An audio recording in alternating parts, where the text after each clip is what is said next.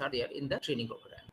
So there is a chart given here which says that when we are talking about the behavioral modeling, there are few things which we have to take into consideration. That is, the number one is the introduction, which contains 45 minutes of time period.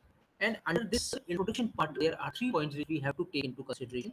Number one is we have to watch the video that presents the key behaviors. That means that whatever the key behaviors are required from the trainees during the training period, we have to watch the video on that so that people will understand that what exactly the key behaviors are there and how it is going to be adopted by the trainees.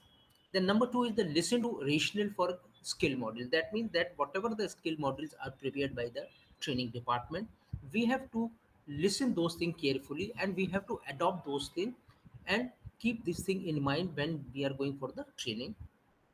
Then third is the discuss experiences in using the skills.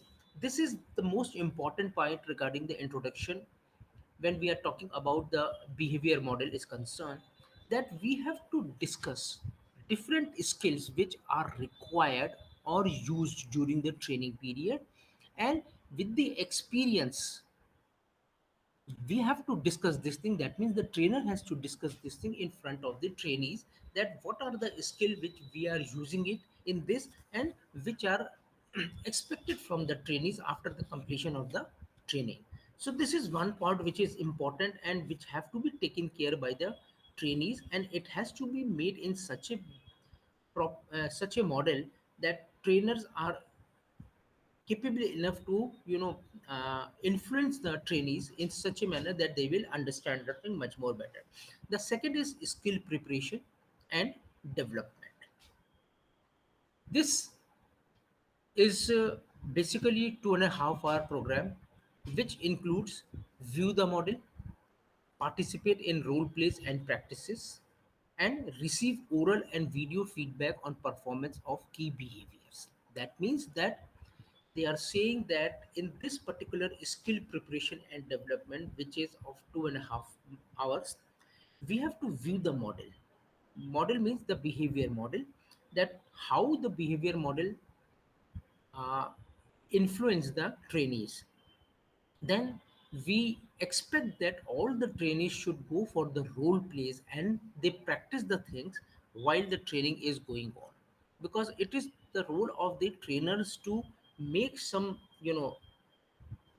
game models in such a manner so that each and every person will understand the thing much more better. Then we have to receive the oral and video feedback. That means that when we are giving the training to the people, when we are working on the behavior model of the individuals, that means the trainees, we have to see that what are the feedbacks we are getting from the trainees or from the trainer also, that how the trainees are adapting the things in very effective manner. That means that we have to take the oral feedback from each and every trainee, and then we have to see the video so that we can easily find out the performance of the key behaviors which are there in the training period, and how the trainees are going to learn those behaviors. Then application planning, this is for 1 hours. That means that we have to set the improvement goals. That means that you must be aware about this thing. When we are giving a training program, there must be some objectives and there must be some sort of goals also. So in this situation, when we are talking about the behavior model activities, we have to set the improvement goals. That means that whatever the goals we have set up, and after getting the feedback regarding the performance of the behavior, we have to identify that who are the trainees who are not coming up to the mark. So in that situation, we have to set some improvement goal also so that they can easily achieve those goals. Then we have to identify the situations in which to use key behaviors. During the training period, it is also important to understand that we have to identify the basic situations in which the key behaviors are going to be incorporated. So, first I've told you that you have to see the key behaviors which are going to be delivered by the trainers. Then on the basis of the key behavior, we are going to discuss the skill of the key behavior. Then we have to discuss about the outcome of that, either orally or with the help of the video, so that we can see that how much behaviors are going to be incorporated in the training period. Then regarding the application plannings are concerned, as I have said, that we have to set some improvement goals also, so that the people will improve their capabilities. Then we have to identify the situation on which the key behaviors are going to be used or utilized. Then we have to identify on the job applications of the key behavior. That means that we have to identify the on the job. That means that whatever the trainees are going to do in the organization, that means on the job, we have to identify the applications of the key behavior, that how these trainees are going to apply their behavior while they are working practically on the job. Because it is important that when the training is given to the people, that it is usually seen that the main motto of the organization or the training department is to train the individual in such a manner so that they can work on a particular job in a very effective manner. So in this situation, in the application planning, what we have to do is that we have to identify the on the job applications of the key behavior. That means what are the basic key behaviors, and on which basis we are going to identify the key behaviors. Then there are hands-off method. Number one is behavior modeling. Modeling display. This is another part which says that key behaviors that the trainees will practice to develop the same set of behavior. That means key behaviors are the behaviors which are practiced by the trainees to develop the same set of behavior. The display present model engaging in both positive use of the key behavior and the negative use. That means that whatever the key behaviors are identified or finalized by the organization or the training department to teach to the trainees, it is seen that we have to identify and see the negative and the positive key behavior of the individuals also. That whatever the training we are giving, that what are the positive and what are the negative behavior changes are there, it is known as hand-on methods. Then application planning. We have to prepare trainees to use the key behavior on the job. The basic aim of this training is nothing but it is usually seen that whatever training we are giving to the trainees, we have to keep one thing in mind, that these trainees are going to apply the same training method in the job area. That means that whatever the key behaviors are there, we have to see that these trainees should understand this thing, and they have to incorporate both the things into the basic behaviors. Then it involves having all participants prepare a written document identifying a specific situation in which they should use the key behavior. In this application planning, they are saying that it is asked by the trainers. It is asked by the trainer to see that how the things are going to be taking place, and they have to write a written document identifying the specific situations in which they should use the key behavior. That means they, when the training is given to the trainees, we have to see that what are the basic key behavior these trainees are going to apply in the practical aspects while they are doing the job. So we have to ask them to write those things, the specific situation in which they are using the behaviors. Then group building method. This is another method. The training methods designed to improve the team or group effectiveness. This is the method which is developed by the training department so that they can improve the group effectiveness. It involves experimental learning, and these experimental learnings are of four stages. Number one, gain conceptual knowledge and theory. That means that whatever the things are delivered to them, that means to the trainees, they should gain the conceptual knowledge and the theory part. Then taken part in a behavioral situation. That means that they have to take part in all the different situations which are, you know, put up by the organization. Then analyze the activities. That this is third point, that it is important on the part of the trainees to analyze the situation effectively, that how the situations are going on, how it is going to be analyzed by the people. Then connect the theory and activity with on the job or real life situation. That means that whatever the training are giving, because I have told you this thing, that it is during the training period, trainees are going to learn the virtual training method, different aspects of the training, and how they are going to put up those things into the practical aspects of the job. So after doing all those things, they have to see that how they are going to connect the theory and the activities, what they have done during the training period, with the on the job or the real life situation. That means that in the job, what they are going to do, and what is the real life situations, how they are going to put up those things together. That means how they are going to connect both the things together. That means theory as well as the practical aspects of the training. Then adventure learning, this is another part. It focuses on the development of teamwork and leadership skill through structured activities. It is usually seen in all the good organizations. It is usually seen that there are a structured skill activities which are given to the trainees to perform. So that why these structured trainings are given to the trainees, because the organization or the training department wants a group learning or the teamwork, so that the things will become much more effective for them. That this includes wilderness training, outdoor training, drum circles, and even cooking classes.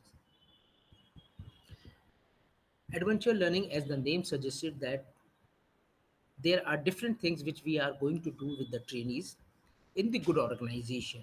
That includes the wilderness training, outdoor training. It is not necessary that we are sitting in the classroom or the boardroom and we are giving the training to the people. This is outside the organization. Then there are drum circles also in that situation, or maybe even the cooking classes also. Why these trainings are given to the employees? Because the organization want that they should be able to work as a team, and there must be some leadership qualities which has to be come out from the trainees.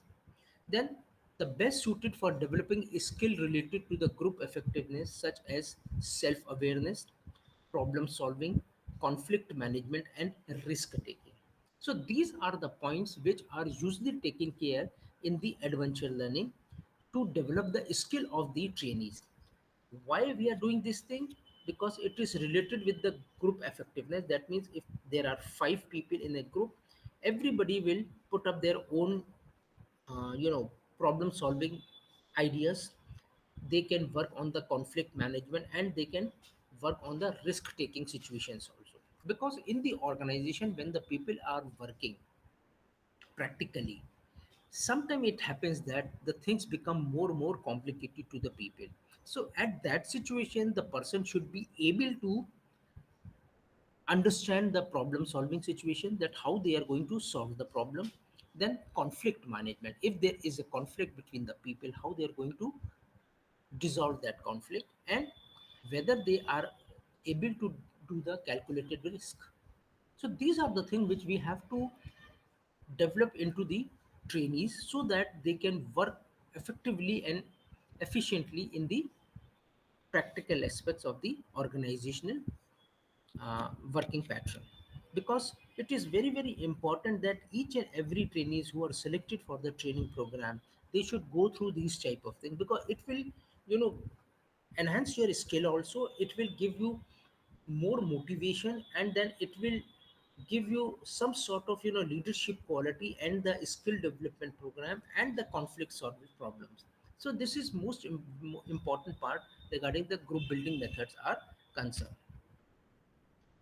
Then it will be successful if exercises should be related to the types of skills that participants are expected to develop. That means that whatever the exercises during this training program, that means the adventure training program, in this adventure training program, it is related to the type of the skills that participants are expected to develop. That means that in this, the training department think in those terms that whatever the things are there, it should be expected from the trainees, whatever the type of skills are given to the trainees.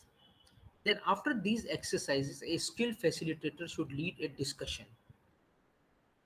In this, they are saying that when the exercise is completed regarding the type of skill given to the participants so that they can develop themselves, then the skill facilitator, that means the facilitator who are going to give the demonstration for each and everything, they will lead a discussion regarding following points. Number one is what happened in the exercise, because when the trainees are doing the exercise, there must be some positive things also, some negative thing also. So the facilitator is the person who is going to discuss about it, that what happened in the exercise, what was learned. That means whatever the exercise people have done, what they have learned about that. Then how events in the exercise relate to the job situation. As I have described this thing, that whatever the training are giving to the trainees, it is directly related to the job situations of the organization. So it is the role of the trainees to understand this thing, that whatever training they are getting, these trainings are basically related with the job situation. So after completion of the training, if they understood each and everything, they can put up those things in very effective manner in the jobs. Then how to apply what was learned on the job. Then during the training period, it is also delivered to the trainees that how they are going to apply the whole training exercise when they are going for the job, because it is very very important on the part of the trainers to develop such type of exercise which are directly related with the on job, so that the trainees should be in a position to understand that okay, whatever we are learning here, we have to do the same thing in the practical aspects when they are going for the job, because it is related with the simulation sort of thing, that okay, it is a absolutely replica of the practical jobs. So there must be some you know gap, but it is absolutely like the original practical things. So here also the facilitator should describe this thing. They have to identify that what happened in the exercise, what they have learned, and how the events which are incorporated in the exercises are related to the job situations, and how to apply what was learned of the job. Then team training, the coordinates the performance of individual who work together to achieve a common goal. Team training is very very important, because in the organization, maybe the trainee will find out that they are working on a particular project, and this project contains maybe 8 or 9 people. So it is very very important to coordinate with each and every person, and each and every person should perform individually so that they will achieve the common goal.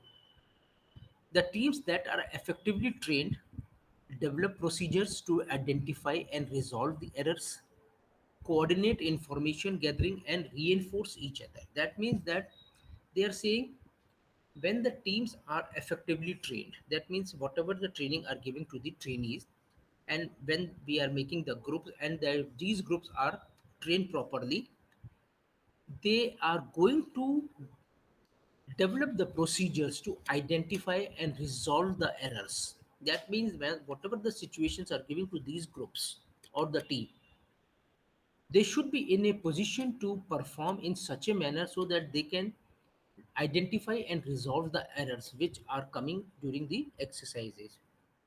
Then they have to coordinate regarding the information gathering is concerned. That means each and every trainee is gathering the information and then they are coordinating together, and then they are reinforcing each and every person. That means whatever the information they are gathering regarding the exercises are concerned, regarding the practical situations are giving during the training program, they come together, they reinforce each and every person that okay, this is the situation, we are going to do like this, then they will discuss about it, and after that they come to the conclusion so that they will achieve the desired goal. The three components of team performance are very very important, which the three components are knowledge, attitude and behavior. So please remember this thing whenever a person is working in the organization, he or she should understand this thing that there are three best components regarding the performance is concerned when they are working in the team. Number one is the knowledge, that how much knowledge that each and every person is having. Number two is the attitude, that what is your attitude. Your attitude should be always positive. And the behavior, that means that how your behavior are changing when you are working in the team and when you are working in as individual. So it is very very important that your behavior also plays an important role when you are working in a team. Then there is a diagram which I have given to you, that main elements of the structure of team training. That means what are the main elements which are involved in this when we are making the structure of team training. Number one is tools.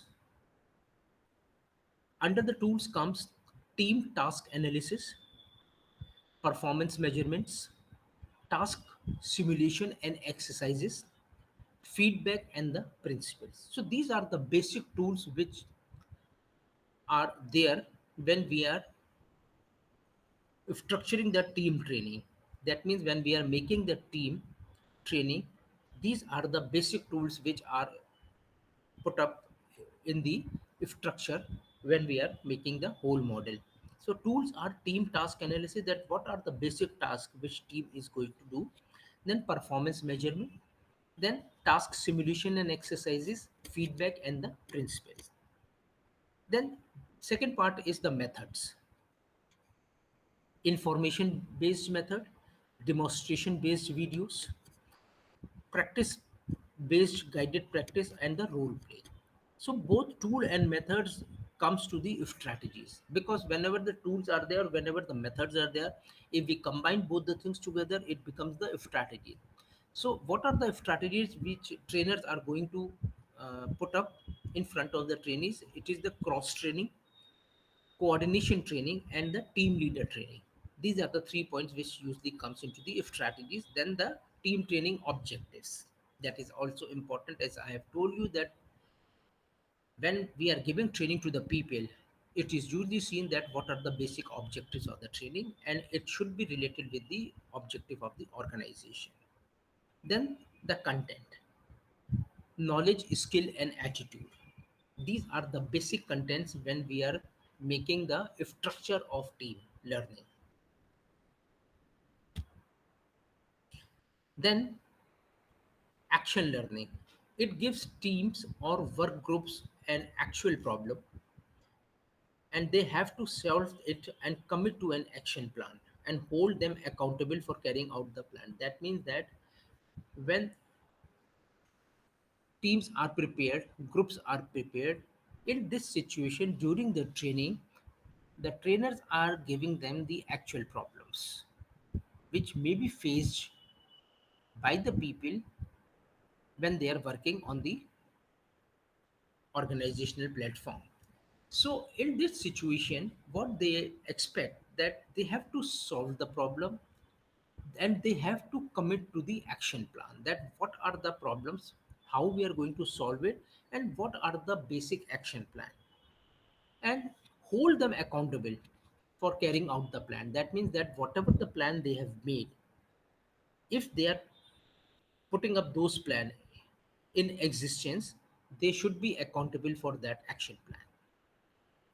Then we have to address how to change the business, better utilize technology, remove the barriers between the customer and the company, and develop global leaders. That means that they are saying in action learning, we have to address this thing also when these teams or groups are making the plans, action plans, and they are accountable for that.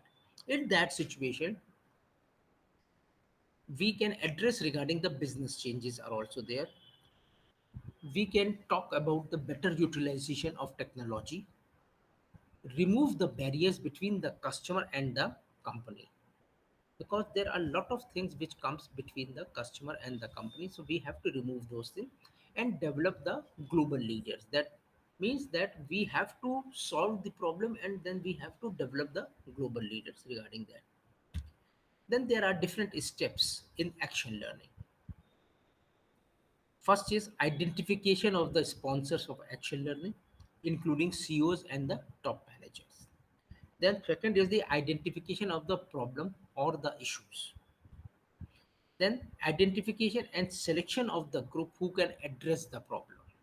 This is important. Then identification of the coaches who can help the group reframe the problem and improve its problem solving by listening, giving feedbacks, offering assumptions, and so on. Then presentation of the problem to the group. Then group discussions, data gathering, group presentations, self reflection, and debriefing. These are the things which comes under the steps in action learning. So try to understand this thing, that whatever I have delivered to you, it is directly related with the steps. Then we have to choose a training method. We have to identify the type of learning outcome that you want training to influence. Then consider the extent to which the learning method facilitates learning and transfer of the training. Then evaluate the cost related to development and use of the methods, and consider the effectiveness of the training method. So these are few points which we have to take into consideration when we are choosing the training methods. Now I am going to talk to you regarding another point which is known as mm, technology influence on training and learning. New technologies have made it possible to reduce the cost associated with delivering the training. Yes, there are new technologies which are coming up and which already exist in the market, which can reduce the cost of the training. Then it increase the effectiveness of the learning environment, and it help the training contribute to business goals. Then new training delivery and instruction method includes online learning, that is e-learning, distance learning, this is another point, simulations, I have talked to you about the simulation, virtual realities, expert systems and the electronic support systems, and lastly the learning management system, which is usually known as LMS. So these are the things which we have to take into new technological development, and we have to incorporate those things effectively in that. Then what are the benefit of technology? Employees can gain control over when and where they receive the training. That means that whenever the employees are getting the training, they are having a control of their jobs effectively. Employees can access the knowledge and expert system on as needed basis. That means that whenever the employee require any specialized training or any specialized thing, they can get the things on the basis of the need whenever it is arising regarding the knowledge and expertise are concerned. Then learning environment can look, feel and sound just like the work environment. That means that whatever they are learning, it looks like that whatever the work environment is, it is absolutely related with that. Then employees can choose the type of media they want to use in a training program. That means that employees are using the different type of medias and they can select those things they want to use in the training program. They can always talk to the trainer that we want this type of media learning, so that it will be easier for the trainer as the trainees also to understand the thing much more effectively. Then benefits of the technology continues. The paperwork and time needed for administrative activity is reduced. This is very, very important because nowadays there are a lot of paperwork and administrative work for the people. Because if the people are doing a lot of administrative work, it is difficult for them to concentrate on the real job. Then employees' accomplishments during training can be monitored. That means that whatever the employees are doing and what are they are accomplishing, it has to be monitored very seriously and very sincerely. The traditional training method can be delivered to the trainees rather than require them to come to a central training location.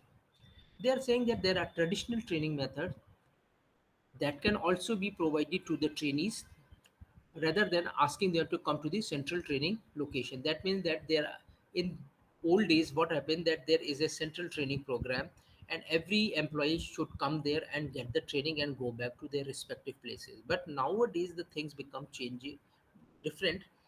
There are different training programs or different training areas in different areas of the organization. Suppose the organization is having 20 openings in around the country, so in each and every opening, the one person will travel from the central place and he will give training to each and every person in that particular area. So it will reduce the cost also because you are spending money on only one person instead of spending money on 10 to 20 people. Then digital collaborations. Use of technology to enhance and extend the employee's ability to work together regardless of their geographical proximity. That means with the help of the digital collaboration, it is usually seen that the person who is sitting somewhere else, they can be coordinated together and they can easily work together without any problem. Nowadays, as you know, that because of the COVID, the things are becoming very, very difficult for people. So what organizations have done, they have asked the employees to work from home. So whatever the projects these employees are working on, what they are doing it, they are just asking the employees to coordinate together while sitting at home and doing the work for the organization.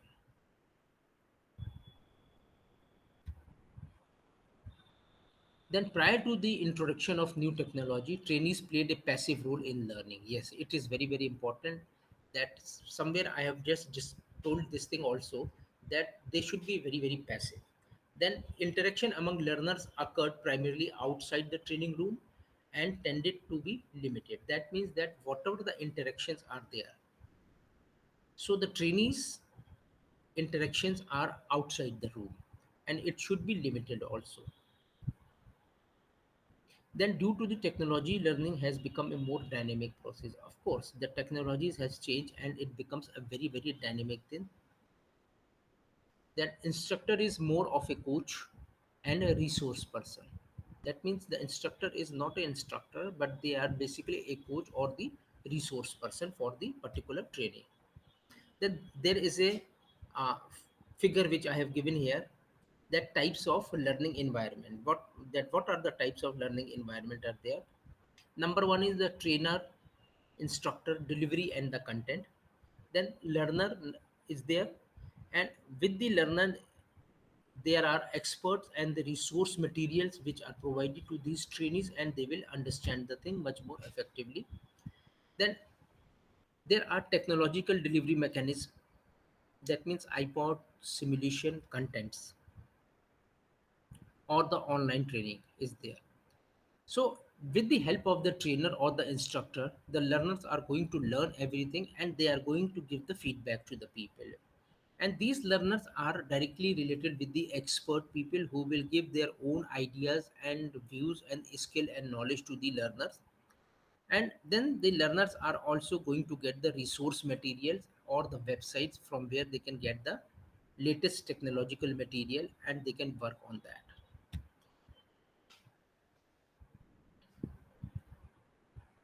Then blended learning type, blended learning environment is there, which is divided into few points.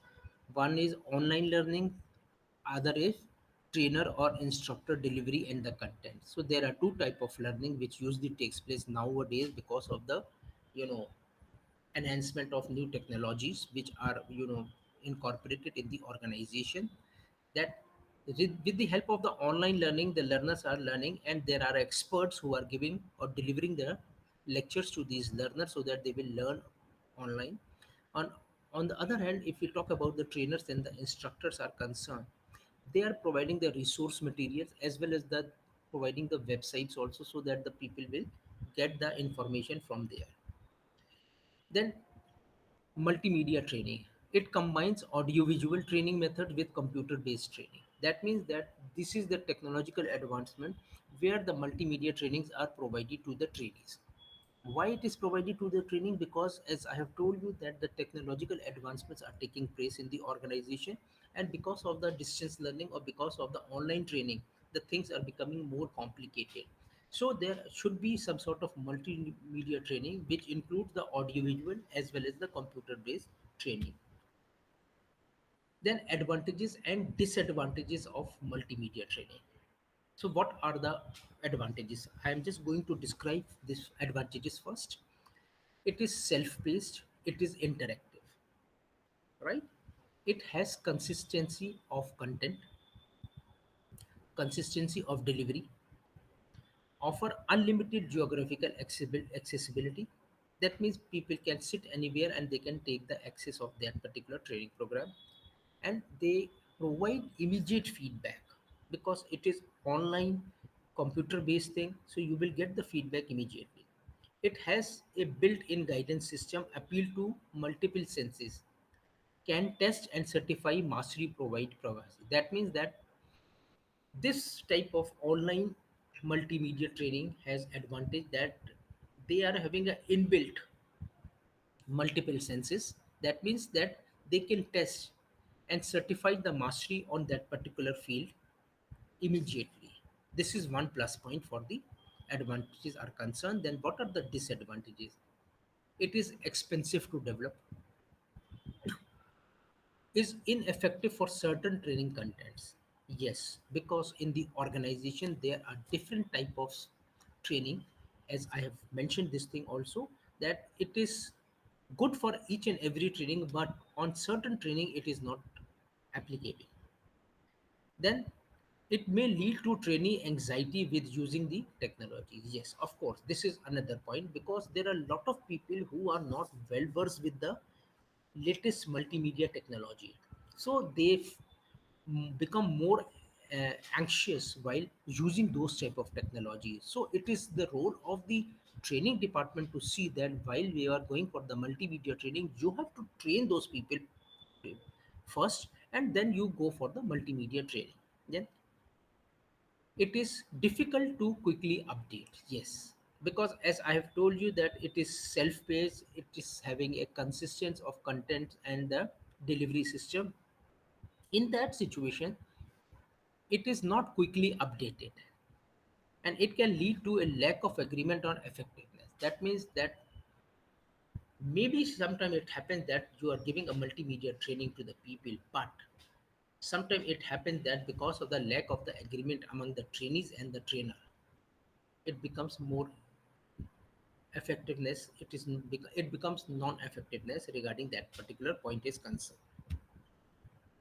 Then computer based training, it is an interactive training experience in which the computer provides the learning stimulus.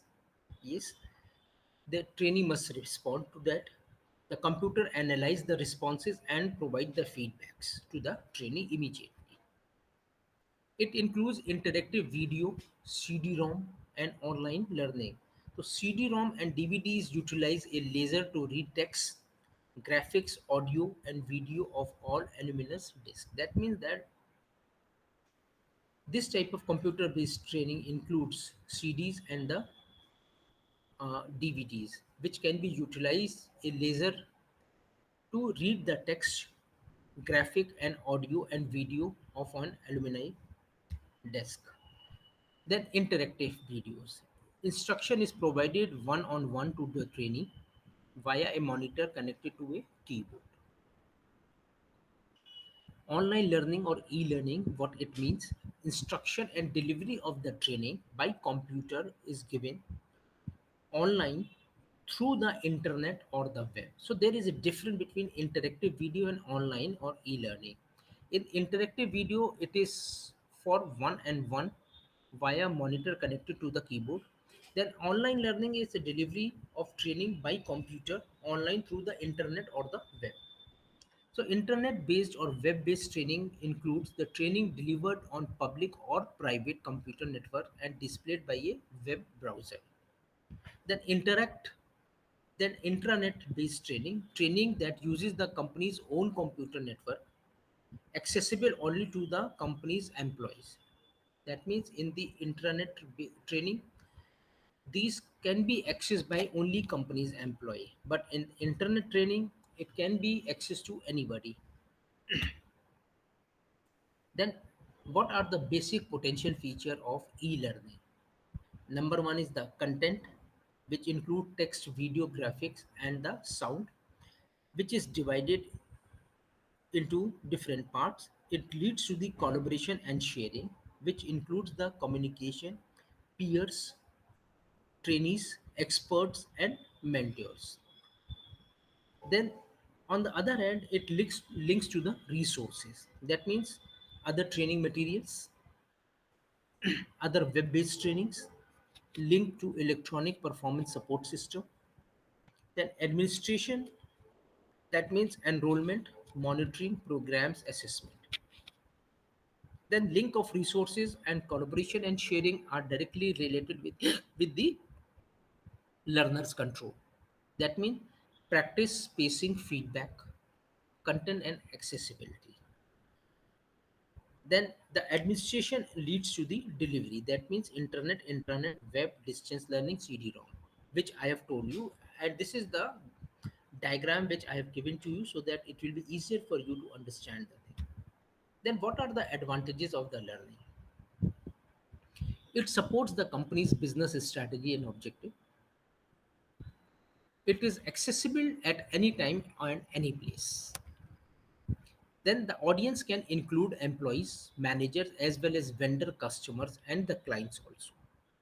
This is one of the advantage of the learning process. Then training can be delivered to geographically dispersed employees. Training can be delivered faster and to more employees. Then practice feedbacks, objective assessments, and other positive features of the learning environment can be built into the program. That means that you can build in all these things together. That means practices, feedbacks, objective assessment. This can be incorporated together while you are going for the e-learning. Then paperwork related to the training management can be eliminated, or it can link learners to the other content, expert and peers. This is the advantage of e-learning.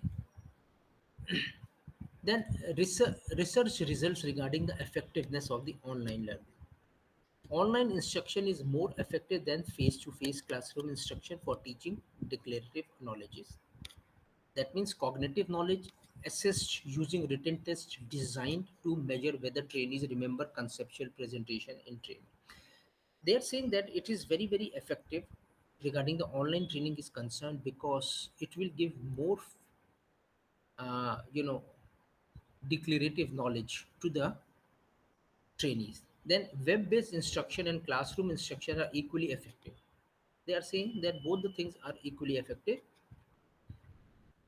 The it is the ability of the learner how they are going to perform and how they are going to uh, use the skill which are taught during the training period by online basis or offline. Learners are equally satisfied with web-based and classroom instruction. Web-based instruction appear to be more effective than classroom instruction. Number one, when learners are provided with control over content, sequence, and pace. In long courses, when learners are also able to practice the content and receive the feedback also. Then the employees who learn most from the online learning are those who complete more of the available practice opportunities. Then e-learning is not effective for all learners, especially those with low computer self-efficacy. Yes, it is usually seen that everybody is not computer savvy, so it is always seen that classroom training as well as the online training both are effective, both are having their own advantages, both are having their own disadvantages also. But basically the research results comes which says that the online learning is more effective. It can combine or coordinate more and more people regarding the geographical area is concerned and it will give the proper content to the people. Same in the on the other hand, they are talking about the classroom teaching, which says that classroom teaching is much more effective because it is face to face and you can just see the expression of the people and you can get the feedback immediately from the trainees also. So in both the way, both the things are very, very effective, and this is the basic idea what I would like to put up in front of you regarding the different type of uh, models which are used in the behavioral science and how we are going to work on that particular model. So this is all from my side. Thank you very much.